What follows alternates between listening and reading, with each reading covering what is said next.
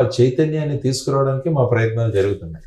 ఫార్చునేట్గా ఏమైందంటే కొద్దిగా ఎలక్షన్స్ కూడా మనకు కొద్దిగా లేట్గా రావడం జరిగింది. ఇప్పుడు గత ఎన్నికలు పోల్చుకుంటే అది ఏప్రిల్లోనే వచ్చేసాయి మనకి.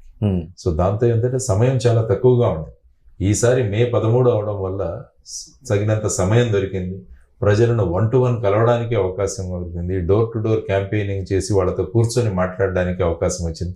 ముఖ్యంగా గత ఎన్నికలకు ఈ ఎన్నికలకు తేడా ఏంటంటే ఈసారి సోషల్ మీడియా అన్నది బాగా వెళ్ళిపోయింది జనాల్లోకి. ఇప్పుడు చూసుకుంటే ఈవెన్ గ్రామాల్లోకి వెళ్ళినా కూడా అక్కడ మహిళలు సోషల్ మీడియా బాగా ఫాలో అవుతున్నారు. నేను ఎప్పుడైనా గ్రామాలకు వెళ్ళినా కూడా గుర్తుపడుతున్నారు. అంటే మహిళలు ముఖ్యంగా ఏ విధంగా ఈ రాజకీయాల పట్ల మారుతున్న పరిస్థితులను పట్ల వాళ్ళు చాలా క్లోజ్గా అబ్జర్వ్ చేస్తున్నారు. చూసుకుంటే మన రాష్ట్రంలో మహిళా ఓటర్లే ఎక్కువ పురుష ఓటర్లుగా.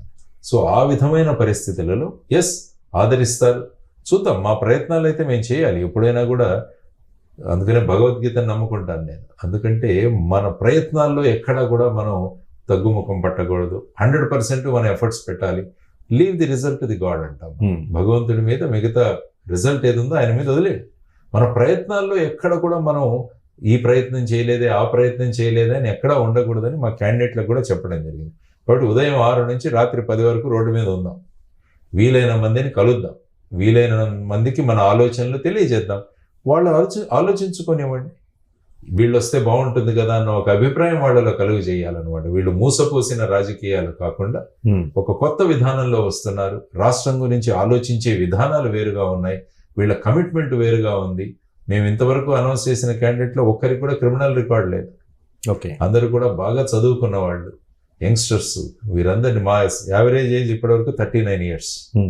మా పార్టీ యావరేజ్ ఏజ్ చూసుకుంటే ఇప్పటి వరకు ఇచ్చిన క్యాండిడేట్స్ చూసుకుంటే సో ఆ స్థానంలో ఉంటుంది. అంటే యువతరం ఇంత సంఖ్యలో ఉన్న దేశంలో యువతరానికి ప్రాధాన్యత ఇవ్వకుంటే ఎలా అవుతుంది? అదే మీరు లోక్సభ చూసుకున్నా గత లోక్సభ 17వ లోక్సభలో 57-59 సంవత్సరం యావరేజ్ ఏజ్.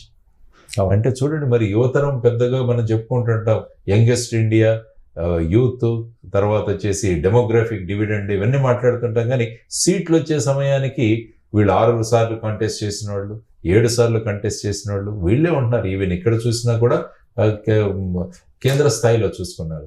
కాబట్టి వీటన్నిటికీ కూడా కొత్తగా మేము పెడుతున్నాం. రాజకీయ పార్టీ పెట్టడం అన్నది చాలా సాహసోపేతమైన అంశం. ఏదో సామాన్యంగా పార్టీ పెట్టి నిలబడి గెలిచి సక్సెస్ అవ్వడం అన్నది చాలా చాలా చాలా కష్టం. మనం చరిత్ర చెప్తున్నది. ఒక ఎన్టీ రామారావు గారు